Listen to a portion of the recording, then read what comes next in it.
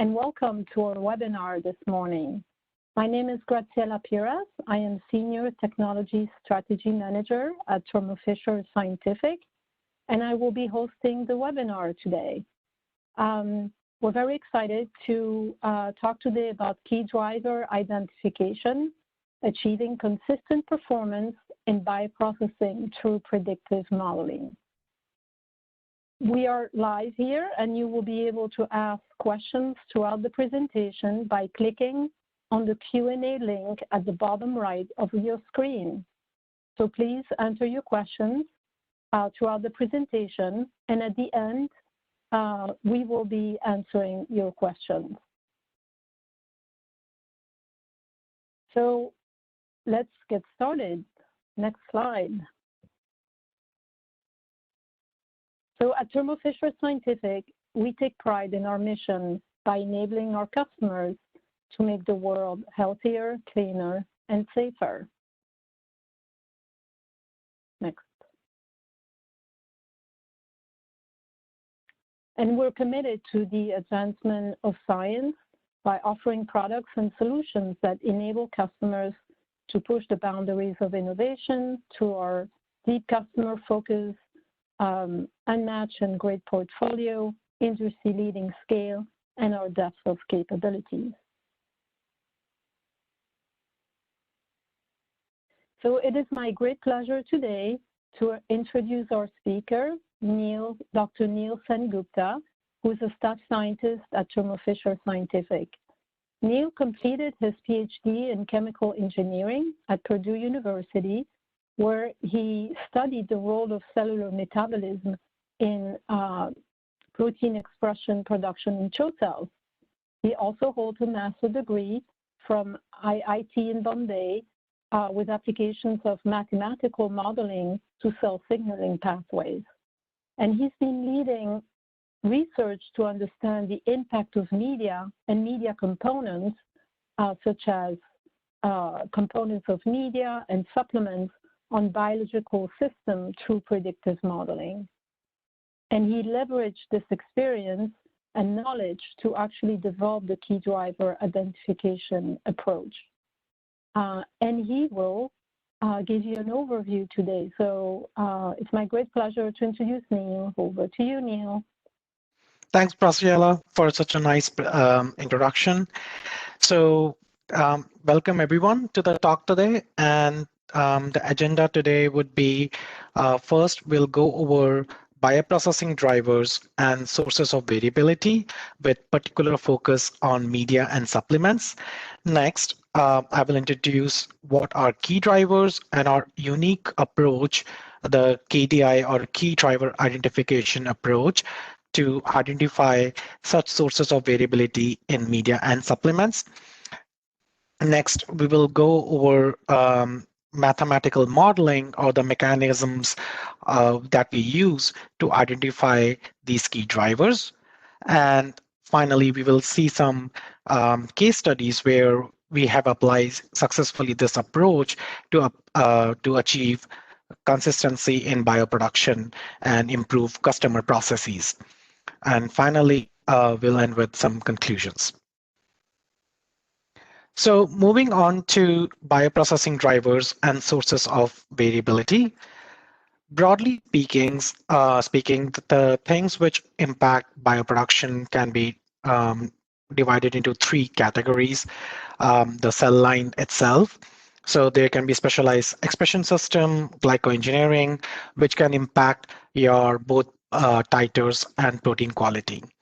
The other factors are process parameters, such as the pH, DO, cell culture conditions, essentially, which will also greatly impact your bioproduction outcome.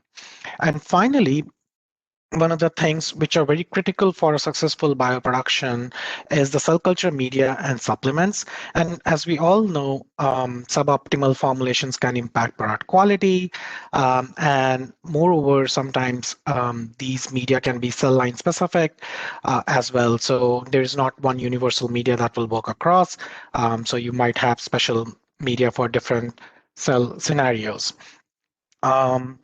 So our focus today on the talk will be on cell culture media and supplements and how the understanding or the deep understanding through our KDI approach can be used to leverage various favorable outcomes. So before we move forward, what I want to do is introduce the evolution of culture media and supplements over the years. So pre-1990s, in mammalian cell systems, serum supplementation was still being used. It's still being used today, but mostly for vaccine applications. But as we all know, serum has some issues with lot-to-lot variability, supply issues, risk of BSEs, etc. And back then, supplements such as peptones, which are complex hydrolysates such as yeast extract, soy peptones, or other casein or animal origin peptones were mostly being used for microbial cell culture.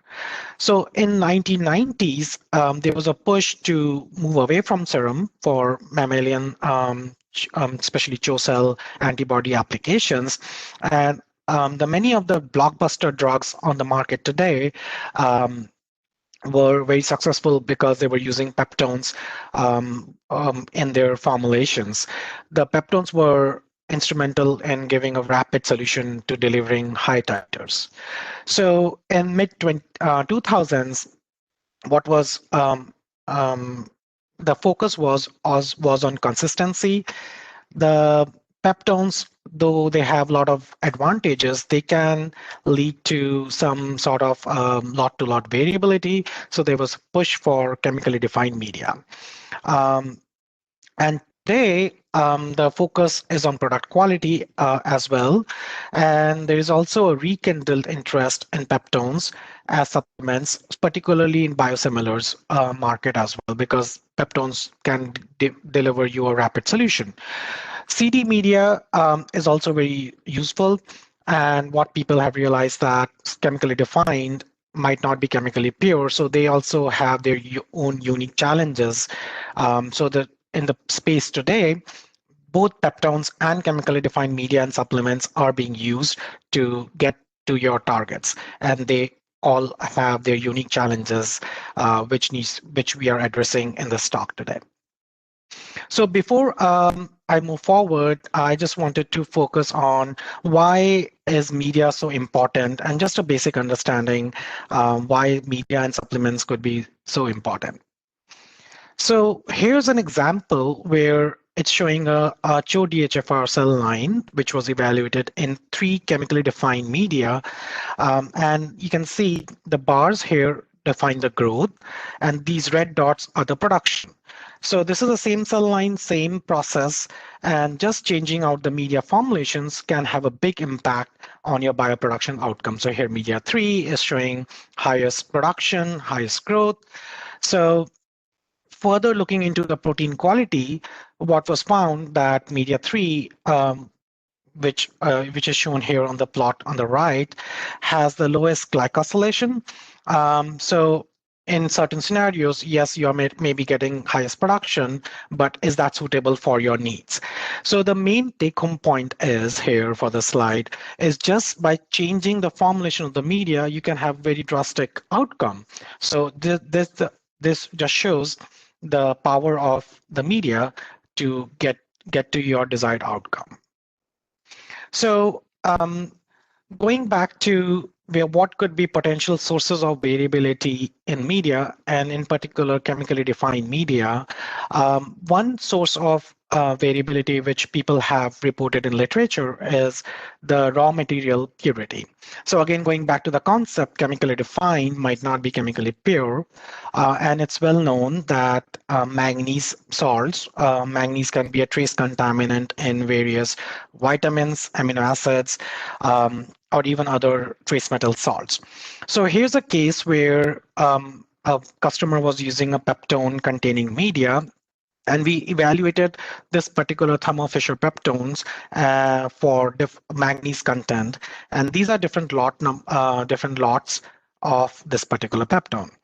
And you can see that the levels of manganese in this particular peptone was very small, about 0.2 ppm, and the variation was also not that much. It's like 0.2, and one instance it was 0.3 ppm.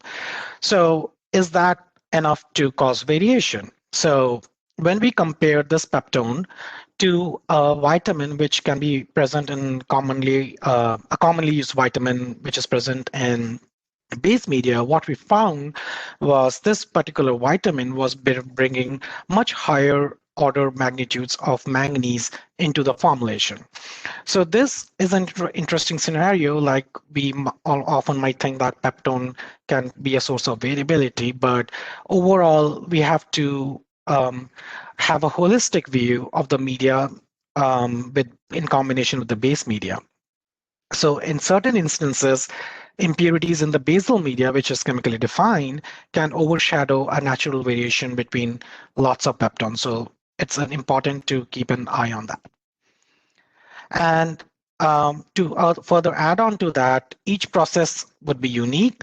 So it's important to find the source of variability that for each particular process. So whether if you're using a peptone, is it coming from the peptone? Is it from the base media components? So that's the holistic approach has to be taken.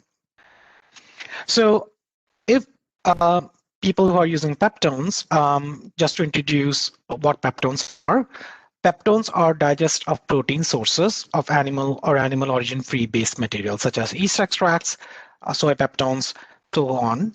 They do offer many advantages in development of a bioprocess. So as I've mentioned before, many of the blockbuster drugs are using peptone-based processes. A lot of new processes are still also using peptones because they have advantages of enhanced production, protein quality, better viability. But one disadvantage is peptones are derived from materials of biological origin, and they can show some inherent biological variability. So in our experience, this biological variation can vary between 10 to 20%, and that might or might not impact a customer's process. So here at Thermo Fisher, we have strict quality controls for critical manufacturing steps, which are the key to limit the variability in peptones. So what I'm showing here is a plot of a digestion pattern of a Thermo Fisher peptone. So this has different kilodaltons molecular weight profile. And what you can see is each bar is a different lot of the same peptone. Having strict quality controls, we can have a very consistent outcome from a peptone digestion process. So going further into a case study or scenario, whether a peptone and a combination of base media will always cause a variation. So let's take an example here, and where we can assume, let's say this component A is a critical driver for some processes. And again, assumption being the critical range is it has to be above 20 ppm. So what I'm showing here is different lots of this peptone, which has some variation on this particular component A. You can see it varies from about 12 ppm to all the way to 20 ppm. So these are very tight ranges to begin with, about 10 ppm ranges, but is that enough to always cause variation? And the answer is it depends. So let's take up one process example where, let's say, one customer is using a base media, which also has this component A at 5 ppm. So in this scenario, this natural variation coming from the peptone in combination with the base media might have an impact on your performance, especially if it's a critical factor for your process. The other scenario could be where second customer or second process has a base media which also contains this component A, but at 100 ppm. So in this scenario, this natural variation of this component A would not have any impact on the process because the base media would overshadow the variation from this peptone. So one critical thing to keep in mind is, again, each process is unique, and any impact of lot-to-lot variation, either from the peptone or from the CD media, would be dependent on the characteristics of that particular process. And we have to evaluate everything with a holistic approach here. So in this scenario, for the process one, component A would be something which we might say is a key driver for that particular process. So moving on to what is a key driver and what is our unique KDI approach for identification of these key drivers. So key driver is a media component which has a strong positive or a negative influence on the performance. There is an optimal range to achieve a target performance, and variation in this optimal range is causing variability in your cell culture performance. So for example, let's take a component A, which has a variation shown by here on this x-axis. And as you can see, the variation in this component, going back to the first the example of scenario B with the component A, we can see that this variation is not having an impact on the yield. So this yield could be product quality, this could be titer, it could be whatever bioproduction outcome the customer is interested in. So in this scenario, component A is not a key driver. On the other hand, you can look at component B example here, where this variation in this component range is causing a drastic impact on the yield of in the scenario. Moreover, there's a narrow range shown by this gray bar, which the component B must be in to have a suitable target performance. So in this scenario, component B would be a critical driver or key driver component. So what is our key driver identification approach? So it's a holistic approach where we leverage analytical data, and through our proprietary biostatistical models, we identify few key factors in your media or supplements out of many which are driving your bioproduction outcomes.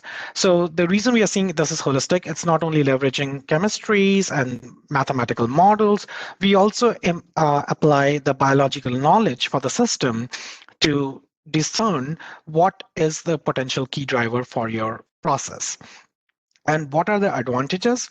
So once we know what's driving what are the components which are driving your process, we can use that, leverage that to achieve consistency. We can improve our existing process, and we can even use this knowledge in scenarios where we are doing de novo media and supplement development for various projects. So once we have seen the approach, how do we identify the key drivers? So in general, it's the proprietary customizable biostatistical models are the workhorses of the KDI program. And it's a phase-gated approach where we often work in collaboration with the customers to deliver these favorable outcomes. So the first step is mission phase, where we have some lots of media or supplements where the customer has some performance data, and we generate analytical characterization on those media lots or supplements. So the next phase, or the first phase, is where we start this modeling process, where we do model development and discovery. And here we, using our initial data analysis, our framework for our mathematical models, we start developing mathematical models which tie the performance and the chemistry data together. So the output of the first phase is we identify a list of potential key drivers out of these many media components, and also we develop these initial predictive models. So the next phase is where we start doing experimentation in collaboration with the customer, where we create some pilot materials with enhanced some of these potential key drivers. And once they're experimentally tested out, that gives further confirmation on which are the strongest out of this potential list identified. It further helps with readjusting the models, and the outputs would be confirmation of key drivers and updated models. And the phase 3 is model finalization and validation, where we challenge the model with unseen lots and ask it to predict the outcome. And sometimes we check the validation, and it depends on the customer whether they want to go through this. But regardless, there is a validated predictive model which can be used for further optimization or screening. And finally, the implementation, which where once we know what's driving your process through our micro addition strategies or other adjusted component concentrations, what we can do is achieve optimal concentration of these key drivers in the media and supplements to drive very good bioproduction outcomes. And at the minimum, using the predictive models, we can also do raw material screening to, again, maintain bioproduction consistencies. So the first step is going back to its data generation, and especially the analytical data generation, which is done by Thermo Fisher. So we here at Thermo Fisher have a very broad, very powerful analytical group. And for many of these scenarios, what we focus on is the small molecule analysis. So what I'm showing here is different media or lots of peptones are characterized by using various small molecule analysis. So there can be amino acids, vitamins, nucleosides, polyamines, carbohydrates, inorganic elements, and other total carbohydrate quantifications, so on and so forth. So once we generate this large data set, what's important to understand is we have still 100 plus about analytical characteristics defining these media or peptone lots, but we don't know which are the key drivers for the customer's process. So in the past, what we have done is we often, and the simplest analysis would be looking one variable at a time, which might not be always useful for finding these complex correlations, because in our experience, what we have found is often 2 or 3 factors can be acting together, and there are complex underlying interactions as well between these factors. So what we have done is we have developed proprietary mathematical modeling approaches to whittle down this 100 plus variables into critical few, and that can be leveraged to get the desired bioproduction outcome. So moving on to how are we implementing these modeling strategies for identification of these key drivers.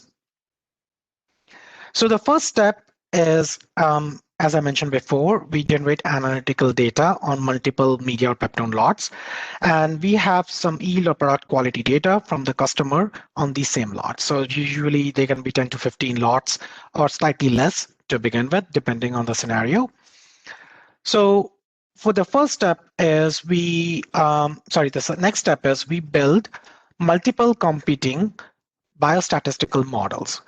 And the unique thing about these models is through our codes, what we have done is we mimic biological behavior, and I will go into slightly more details in next couple of slides. And the other unique thing is through our proprietary codes, what we have done is starting from a large data set, we can reduce the models to potential top drivers. So from 100-ish to it can be 10. And the other thing is these models are predictive in nature. So as with any modeling activity, these could be a little bit iterative in the beginning.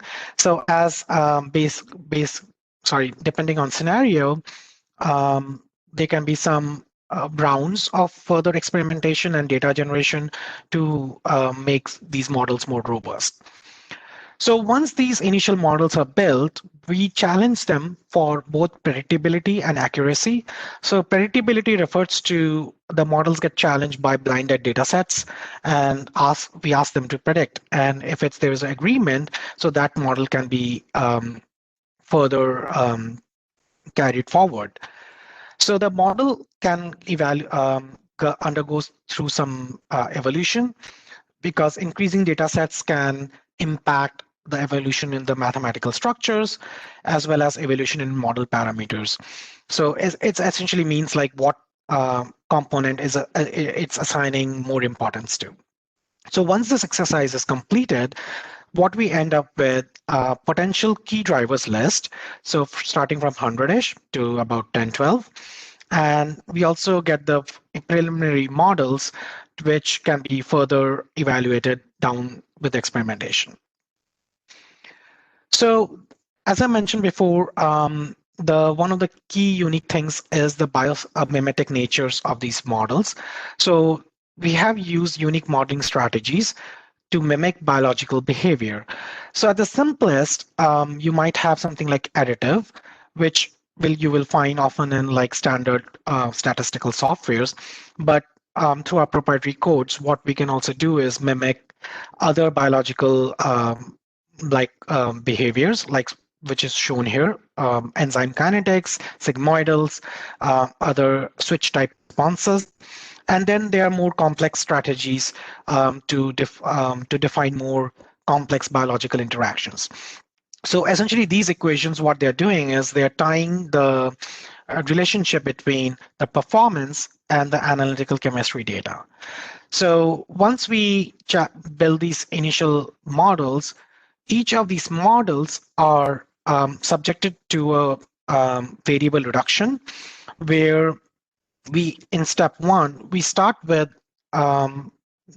each model is started with full-on 100 plus variables, and through various iterative steps, at each step, statistical test is done to evaluate performance on significance of all coefficients in the models, and we eliminate one variable at a time. So this gets repeated in a loop in a code, and the process is stopped when all variables are significant or a smaller list of significant variables are obtained. So from 100, we end up with 10. And this again differentiates our models, where we have capability from going from very large data sets to critical few, which can be worked upon further. So here's an example of where we are comparing two competing models. So what's shown here is an additive model where the y-axis is the experimental yield, and the x-axis is the simulated yield from the model. So for both the model 1 and model 2, what we can see is that the R-square values, which are measure of goodness of fit, give a very good fit values. But when we challenge these models for blinded predictions, which is shown on the plots on your right here. So the blue bar here is the experimental yield, and the red bar is the blind prediction from the model, meaning that the model was not built using these data sets. What we found was that additive model predictions were not in good alignment with the experimental outcome. So in this scenario, the semi-log model predictions were better, and even though fits were comparable, the semi-log model was explaining the biological behavior better for this particular project. So just to summarize the overall key driver identification approach here, so we start with large data sets where we are trying to identify components that show an impact on performance across lots of media. We are looking at the components together, and the goal is to reduce the list to few key drivers using our proprietary biostatistical models. So here we again start with 100 plus. So the next stage is where we differentiate between parameters that cause the variability versus the ones which correlate to the variability experimentation. So meaning that the phase 2, where once we start with 100, we have a potential list of 10, and then we go for experimentation to whittle out these 10 drivers further. And the final outcome is we reduce the sets to about critical 2 to 3 drivers, and we determine the key driver optimal range to achieve the optimal performance through, and we also end up with a predictive model, which will be very useful for any scenario. So some examples could be for a copper in a particular process, the range was defined to be 1 ppm to 2.5 ppm. A vitamin has to be in a range from 0.5 grams per 100 grams or 0.5% to 1%. So you can see how tight these ranges are. And these ranges can have a big impact on a customer's process. So next, I will go over some case studies where we have successfully implemented this approach for a favorable outcome. So the first study is for a mammalian system using a peptone containing process. So the process was using an animal-free peptone to produce a monoclonal antibody therapeutic. So the goal is to identify specific drivers in the peptone to enhance the yield and reduce the production variability. So using the framework which was highlighted in the previous sections, applying all the chemistry, the modeling, we were able to hone in to two potential key drivers, 1 and 2, for this particular customer scenario. So additionally, I want to highlight that what we also found was this particular behavior was pretty nonlinear, and you can see this particular green plot was explaining the behavior for this particular key driver 1 and 2. And the surface plot below shows a simulated response where both key driver 2 and 1 were acting together, and both have to be in optimum levels to give very good production. And this again highlights like the interaction, not only the interaction between the two drivers, but also the nonlinear response we were observing. So once these potential drivers were identified, the next step was experimentation, where we had created some material where these key driver 2 were enhanced in different pilot materials, and they were experimentally tested. So the plot here on the right, which shows the blue bar, is the base material and the outcome from the base material, and the red bar is the outcome from the enhanced material where we supplemented with this key driver 1 and for the lot 2, which was key driver 2. And both these supplementation showed an improvement in performance. So we were able to increase the yield over by 40 to 50%, hence confirming these were the key drivers. And this outcome was also used to finalize the predictive model. So the third phase was the model was verified further as a screening tool in lot selection. So the final locked model was used for selection of lots. And what you see here, the plot in the middle shows the green bars are the blinded predictions from the model. The red bars are the experimental outcome. And the red dotted line is the desired yield from the customer. So using this modeling strategy, we were able to screen lots which would be suitable for the customer, and we got a very good success rate. So essentially, prior to implementing this KDI approach, if a lot was randomly selected, we would get about 40 to 50% success rate. But using this knowledge and this modeling approach, KDI approach, we were successful 100%. So that was a big improvement. And not only that, the customer was seeing consistent performance. So moving on to next example, again, this is a peptone example, but this shows an example for negative drivers. So just to remind everyone, drivers can be positive and negative. So the background is this process was using two peptones in a pair. And the goal was again to identify specific drivers in the peptone pairs to enhance yield and reduce production variability. So what we found was these cations, cobalt, nickel, copper, were negative for the production. And the strategy was to screen out peptone pairs. So using this modeling strategy, again, a random selection of lots would have led to about 20-25% of success, whereas model-based selection led to 100% success rate. The plot below, where we show peptone pair performance, The red line is the expected customer performance, and the blue is the performance we are getting from selected pairs, which was done using this modeling approach. And you can see that we again got very good success and consistent process for the customer using our knowledge as well as this KDI approach. So the final example which I would go over is for chemically defined media. So the previous two examples were showing Peptone media. So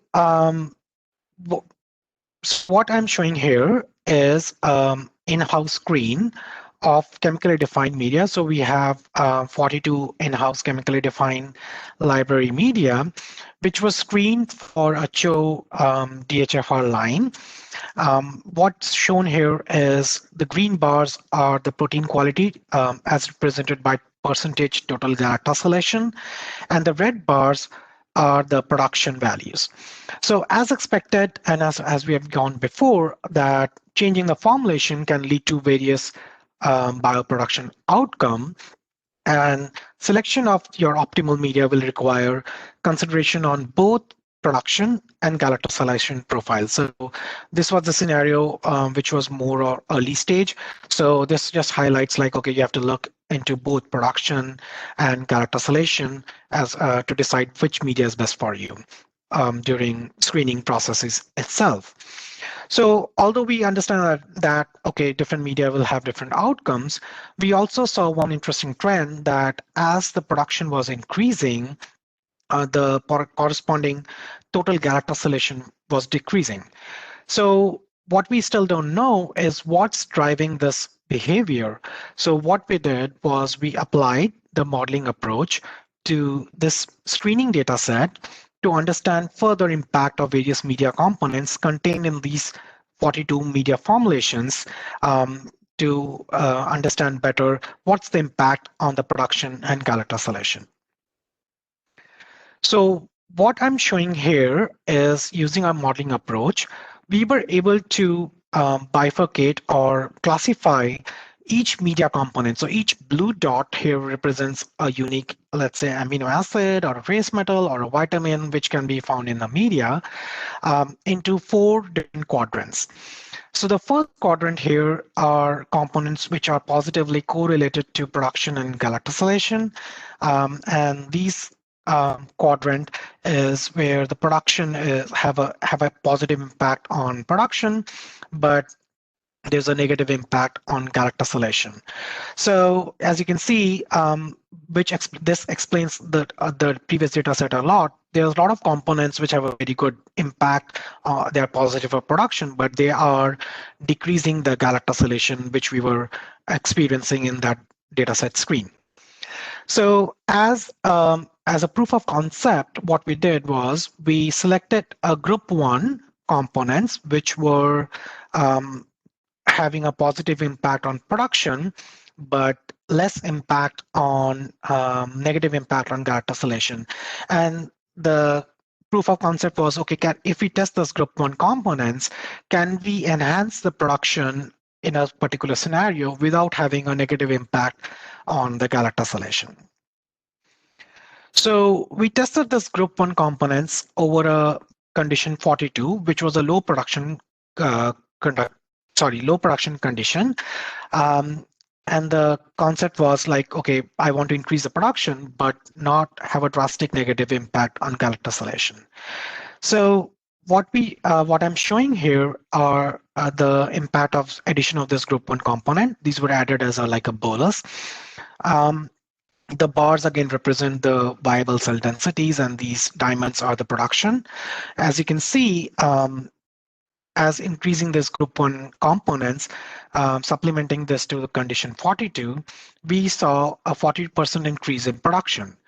Further evaluating the galactosylation data showed that we had a minimal impact on galactosylation.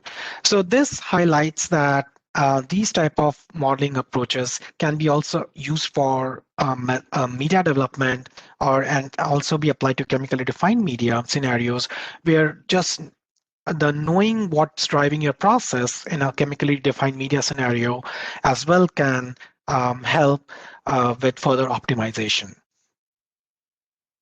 So in conclusion, variability can be caused by very small changes in specific components and peptones or impurities in chemically defined media. We have developed a unique approach to elucidate the performance drivers from this large data set through our mathematical modeling approaches. With the understanding of the drivers for your process, media can be leveraged to achieve your desired bioproduction goals. And as we have shown in these case studies, once you know and understand your media, we can help with achieving a consistent process or even further optimized process. With that, I would like to acknowledge our various teams, math modeling and product support team, the chemistry team, who are very instrumental in generating large data sets, and our cell culture team, which was also helpful in generating some of the good studies which were shown here. With that, I would shift over to Graciela for questions and further conclusion of the presentation. Thank you so much, Neil, for this very detailed and very interesting presentation on our key driver identification approach. This approach is part of our bioprocessing analytics capabilities for early phase solutions, which allows us to provide media development and analytics, as well as upstream and downstream process development, cell line development, as well as media manufacturing capabilities. So we will now open up for questions. So if you have a question, please type it in the Q&A, which is at the bottom right corner of your screen. And we'll take some of the questions verbally here. So Neil, there is a question in already for you. And the question is, how do you identify the key drivers? Is it from high throughput screen on well plate? And I think you should be able to see the question as well, Neil.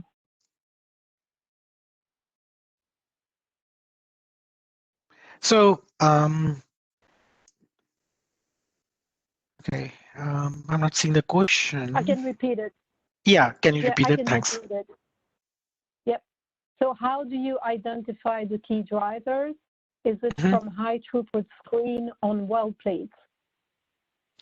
So the key drivers is primarily identified through our mathematical modeling strategy. So essentially for the example which I have gone over, like let's say you have 10, 15 media lots or a screening data. If you know the composition of your media, or in scenarios where we are using Peptone media, so we are analytically characterize those media or supplements, then that becomes a larger data set. That gets fed into the model where we start with like everything which is defining our process, and using our modeling strategy, we correlate that characterization to the performance. So the analytical data is correlated to like something like, let's say, titer across different conditions, and then it gets fed to the model, and then it whittles down out of, let's say, 100 things in your media, what are the 4 or 5 things in the media which is driving your process. Great, thank you, Neil. We have more questions coming in, and you should be able to see them under your Q&A, but I will read it out. So one of our attendees, thank you for the great talk. The question is, do you build models for each component separately, or do you utilize multiple linear regressions, etc.? So let's say we are doing production as an outcome.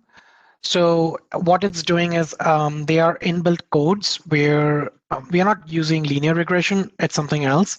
And what it does is it looks at all the variables together, build these initial mathematical frameworks, and then it goes through these variable reduction processes, like it's in the code itself, where it will whittle down the various, let's say 100 factors to 10. So it's the slide where I showed the we start with all the variables in the model, and then it goes through iterative reduction. And you do look at all the components in the media together. Yes, correct? yes, yes. Yeah. Because the well, assumption is not, everything is important, and then we, as the model dictates, as the outcome dictates, it will use that data set to hone out, okay, what's the most important here. Great. Thank you, Neil. We have another question. What software do you use to generate the models? So we have built the frameworks in MATLAB software because what we have is the customizable nature of these models. So standard softwares will have some capabilities similar to this, but again, they won't be able, you won't be able to get like what's the few drivers, and the other unique thing is we have the biological mimetic equations in there.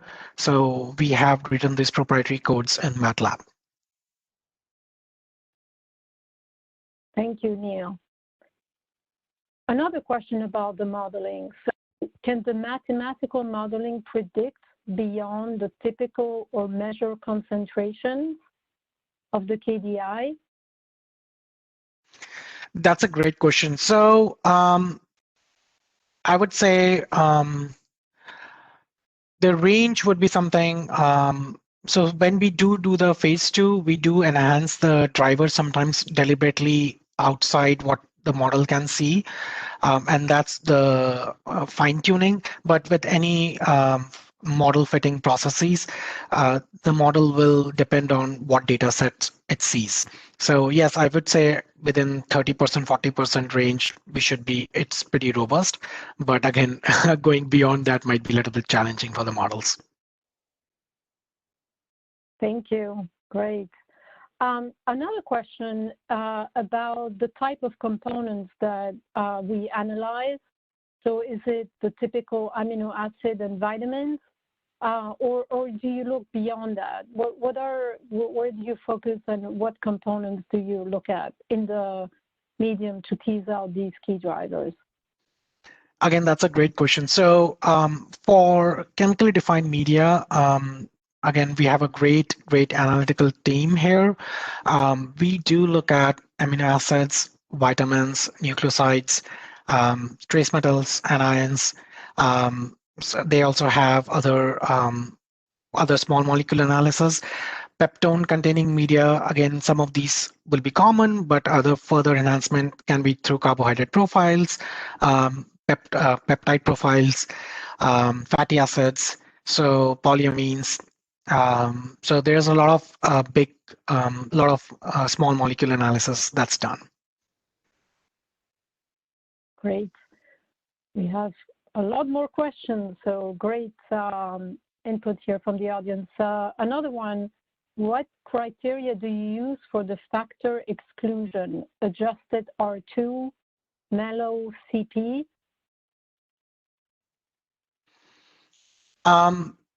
So I cannot divulge the exact details, but essentially what I can say is like what I'm checking for is the model fit analyte, if that coefficient is statistically significant or not.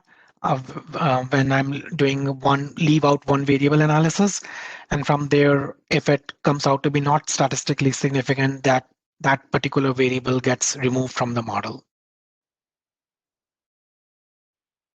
Great, thank you, Neil. A question about the data. Any requirements on the data provided by the customer?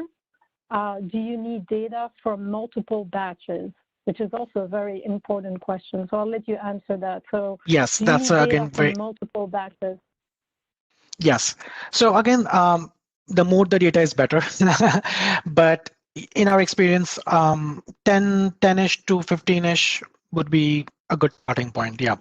Sometimes we do, it depends on how diverse the lots are. So essentially what we are looking for, let's say if you have 2 high performing lots, let's say 3 average lots and 3 or 4, let's say not high performing lots. So that will be really good data set to begin with, because we're trying to demarcate, okay, what are the underlying hidden interactions and correlations here. Thank you.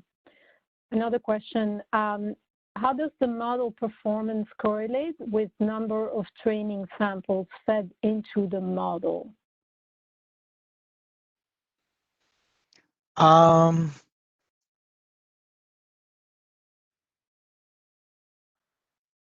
So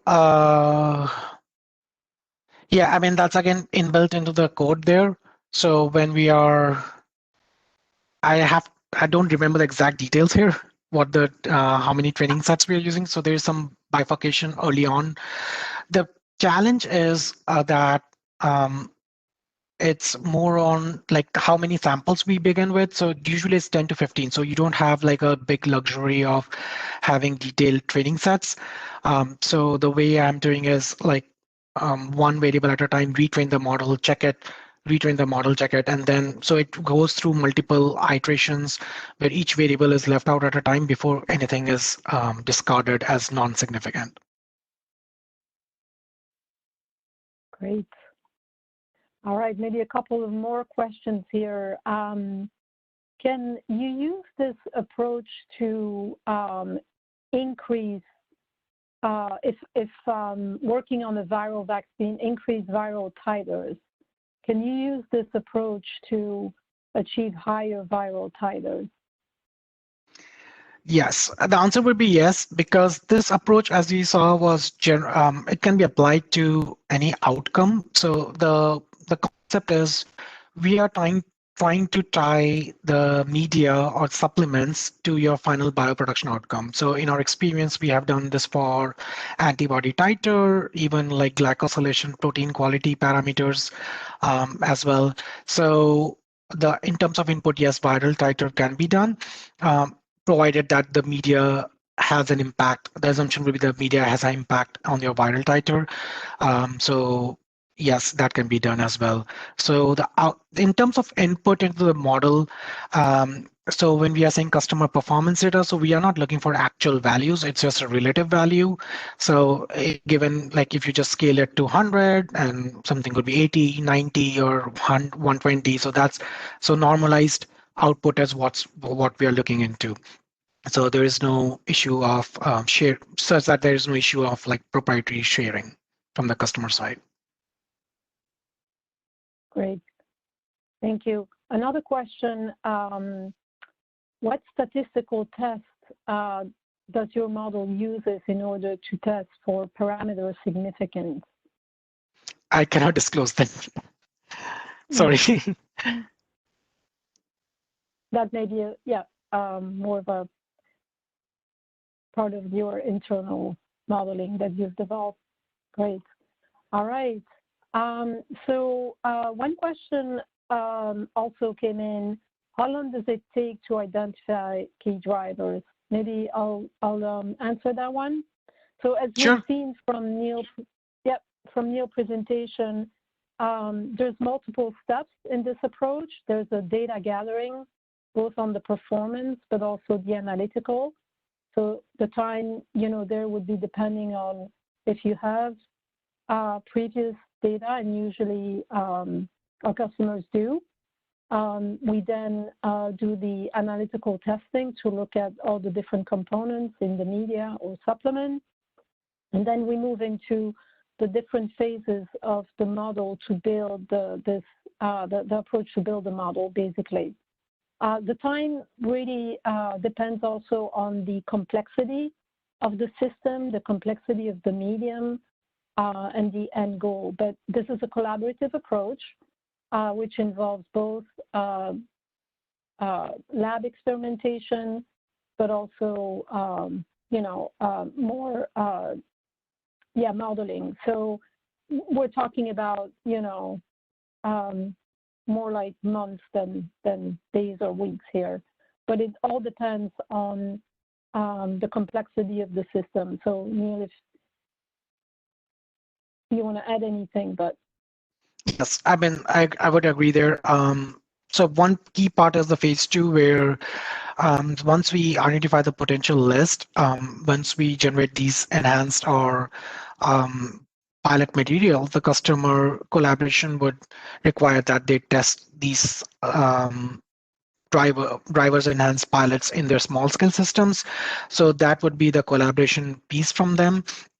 Depending on what system, so if it's a mammalian and you're looking for both product quality, production, so that would be taking slightly more time versus bacterial systems, which will be easy to execute on the customer end because the timelines are shorter, so they will be on a faster time scale. So the modeling itself, generating the initial models might take just 1 to 2 months maybe, and then it's testing. So that would be again, the goal. What's the goal here? What we are trying to achieve that dictates the overall the service project timelines. Great. Thank you, Neil. Another audience member would like to learn more about this approach, and you can see on the thank you slide that you can either contact your local account manager or field application specialist, or send an email to gipcoservices@thermofisher.com, and we would be very happy to contact you and have a more in-depth discussion of your needs and how we can support you. Finally, a question about is there a way to review the slides in the presentation, and there will be. We will have a recording of this presentation that will be sent to all the attendees. All right, so I think there is one more question, maybe last one. Do your KDI identification model apply to different producer cell line, CHOK1, DG44, or is it cell line specific? So again, that's a great question. So this model is, I would say, can be applied to anything. So as I went over, there was a CHO example, there was a bacterial cell example. So what's common is the framework. So because each process and cell line is unique. So if you're using a CHOK1 with particular set of media, that can be fed into the model, and the model will be customized to that particular process. And so there is no constraints on what it can be applied to. So it's generic in nature. Yeah. Thank you, Neil. Great. All right. So again, I would like to thank you, Neil, for this great in-depth presentation, and I would like to thank the audience for attending, everyone for attending, and for all the great questions. Again, if you'd like to learn more, please contact your account manager or send us an email at gipcoservices@thermofisher.com. And this concludes our webinar today. Thank you so much, everyone, and have a great rest of your day. Thank you. Thank you. Thank you, everyone.